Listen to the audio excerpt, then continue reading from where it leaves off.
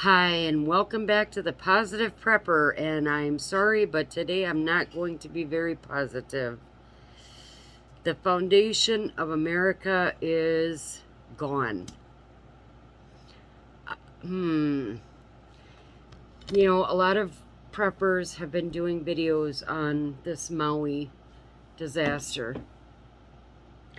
And I wanted to come on a few days ago, but there's so much information that comes in, and you got to sift through it. You got to do research and make sure that you're not just spewing, things that people are saying. Oh, sorry, that's another kitty. Well, I'm going to tell you what, I am angry. I think more angry than I've been in a long time. So the clown in this administration right now has the audacity, first of all, to offer up $700 to each household that was impacted by the fire in Maui. $700 per household. We just spent another, 48 billion dollars sending over to Ukraine so that they can protect their borders, and we can't do shit for these people down in Maui. The price, the cost that these people, the dollar amount that they have lost, the lives that have been lost, the souls that have been lost. And he put $700 per household, not per survivor, not per person that's been impacted. In Maui's terms, and I heard this on another video, if you look at the cost of living down in Maui, that equals out to about $350 on the mainland of the United States. $700 per household. Oh, so that they can get their medications and stuff like that. If you haven't been watching videos about how screwed up this whole thing is, we have been watching like people from Maui, survivors from Maui, what they went through. And I'm going to tell you something. This blood is not only on the police chief's hands, who was the same police chief from Las Vegas during the shooting at Jason Aldean's concert. The blood is on his hands. The blood is on the emergency response chief dude. The one that didn't sound the siren to let people know that there was a wildfire coming in with hurricane force winds. The police blocked evacuation routes. They got the tourists out, but they wouldn't let the locals leave. They blocked their routes. The blood is on the resident in chief right now. I can't use that word with a capital P. Can't do it. Because first of all, he says no comment. And while children were sent home from school while their parents worked, this man is sitting on a beach in a lounge chair, sunning himself, and then has the audacity, when asked about the deaths in Maui and the fires in Maui, says, no comment. So then he goes down today, right, Monday, he goes down today to view the damage. He can't even remember the name of the island he's on. And then he takes the pain away the focus away from the people that lived this, and says that he understands because his wife and daughter were killed in a car accident. He has no clue what these people went through and all of the things that have gone on. The perfect stopping point between the local people and the millionaires and billionaires with their mansions. There's a perfect line of where the fire was and where the fire wasn't. These children and these people were given up so that developers could come in and develop that land to make those 15-minute cities.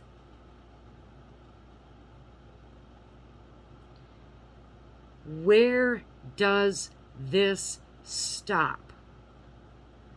You think the Canadian wildfires are just coincidental?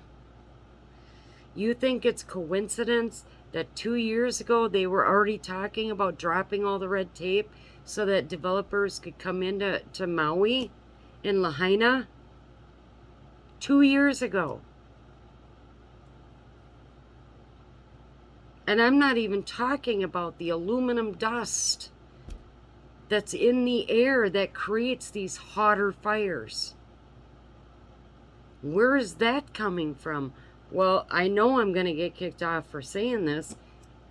Chemtrails. I think it was a geologist, I don't know what they're actually called, but they go do soil samples, right? They did a soil sample in one of the California wildfires. It was over 4,000 whatever parts per million or whatever, which was way above a healthy standard of aluminum dust. How does aluminum dust get in the dirt of a forest? It comes from the air. It comes from the chemtrails. You guys need to stop listening to the government, which if you're watching my channel, you're probably not doing that anyways. So I'm not mad at you. I'm angry with the level of decay that we have allowed in this country right now. And when I say we have allowed, you've seen me in some of my other videos where I'm like, when are we going to be done being mad about this and actually putting action behind that anger? And I don't mean going out and doing stupid stuff. I mean doing a coordinated, we're done. The foundation of America is gone. If you protect your store with a gun and you kill a gunned intruder, you go to jail. Not the armed intruder, but you, the law-abiding citizen trying to protect their property. If you have a drug addiction, go to a drug center and they will give you something to give you that same high, and free of charge. But people with diabetes or cancer, which they have no choice in, can't get what they need. Our foundation is gone in America. If I remember my history correctly, and please, if this is different, put it in the comments below. But great civilizations like the United States of America, they last for about 240, 250 years. We're past our peak. And we have now with BRICS, and they're turning away from the dollar, and we have this administration that would rather throw money at things that don't even matter to the citizens of the United States. Where is the $40 billion for those people in Maui to help them rebuild their homes and not let these investors come in and just take the land? And the people that actually had their homes still standing or living in apartment buildings that were not touched by the fires, they're being evicted. They want it all. I'm going to be doing a video on how all of this is connected to BlackRock, which if you have not seen that video, watch it. Okay? The Las Vegas and now Maui police chief, the Clintons, all of this is related. It's all related. It's all part of the 15-minute WEF agenda. And I'm not going to get into it here because I'm already angry and upset. These children were sent home from school while their parents were working and burned to death. And there's a lot of people with their blood on their hands. And are any of them going to be held accountable? No, because we'd rather Orange Man bad. That's all they want us to focus on is Orange Man bad. And virtue signaling, I support Ukraine. You know what? No, I don't. I support my fellow Americans in Maui. I support my fellow Americans in Texas and Arizona where they're being invaded. I support my fellow Americans that are trying to protect their businesses from the lawlessness and the criminals that keep going in and stealing and robbing and assaulting and beating people up. Normal people just trying to go to work, and they beat them up on the street. And if you fight back, you are the one that goes to jail. And put that in the context of public schools. We have a zero bully tolerance. You know what? If my daughter turns around and punches a bully in the face, she's going to be the one being expelled, not the bully. How is that a zero bullying policy? It's no different than what our government is doing right now. When is enough enough? We know that in the book of Revelations, it talks a lot about, what is good will become bad and what is bad will become good, and people will believe false truths. I love the song that Jason Aldean put out. I love this newest one, what is it? The Rich, Mr. Positive Prepper, what's the name of that one? That would be the Rich North of Richmond, thank you. I love these songs because it's true. Try this in a small town. Try this in a small town.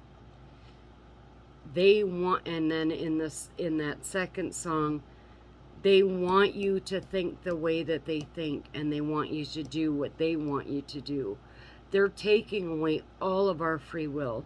Look at what these people in Maui are going through right now, especially in Lahaina. They have wanted that property for a long time. The lady that I watched on this one video, she's a local resident. She's generationally a Lahaina resident, and they are trying to develop her property, her family's business property. And she said, that ain't gonna happen. And I will fight this, and I will fight this, and I will fight this. Well, when are these people gonna know that all of us have their backs? And I have to give a shout out to Prepared Homestead, because he said a lot about what I say on a lot of my videos, but I don't say them in the way that he did. It's like, I'm not advocating for violence, but there's going to come a day, probably next year, when your vote's not going to matter, just like it didn't 3 years ago. You have to figure out that line in the sand.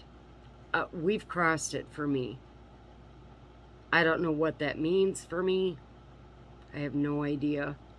But this can't happen. The blood of these children. And the reason I'm saying these children is because they're saying, you know, it's well over 100 people that they've been able to know have passed away. They've only been able to identify a small percentage of those because the fire was so hot, right? But you notice that nobody can talk to the parents of these missing children. You don't see that on mainstream media anywhere. These children were sent home. How many of those children died, burned alive in their homes because of the failure of everybody that was supposed to protect them?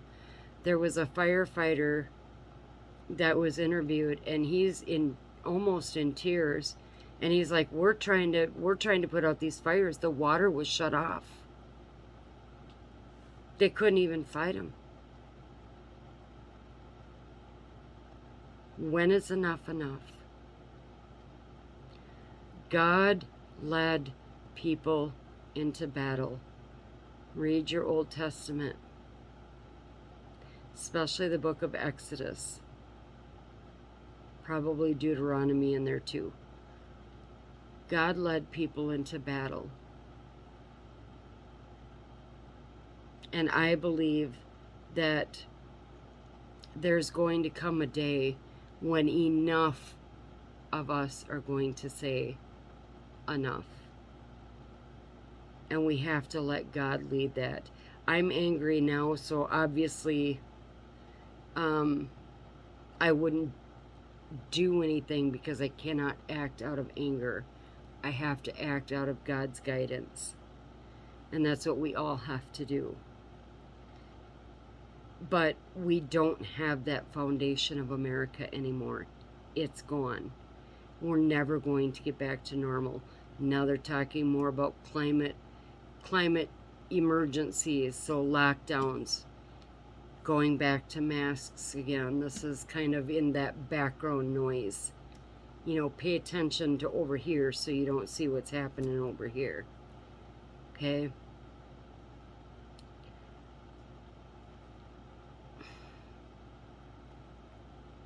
It's very hard to stay positive in the world that we live in.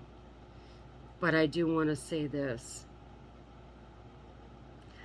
When you can sit down with your child and you can listen to an unending dream that they had or thoughts that they had, stay in that moment. When you can sit with your parent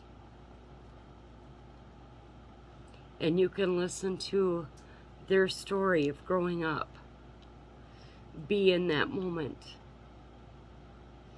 When you can sit with your spouse or your loved one and you can just look up at the stars together, be in that moment. when you can sit with family and friends around a barbecue. Be in that moment, because the time for those moments is growing shorter and shorter and shorter. And so we need to thank God for the blessings that we have, the time that we have with our loved ones, because we don't know who the next target will be. Defending ourselves from enemies, foreign and domestic. We don't know how much time we have. God would want us to use that time in love, but I believe there's going to be a time when God will lead us to war. I love you guys. Thank you so much for sticking with me. I'm going to be doing that dry erase board mappy thingy that I do sometimes to show you how all of this is connected. There are no coincidences. Even my family, especially the ones that hang out with me more, know. Coincidence? I think not. As always, stay safe, stay aware, and God bless.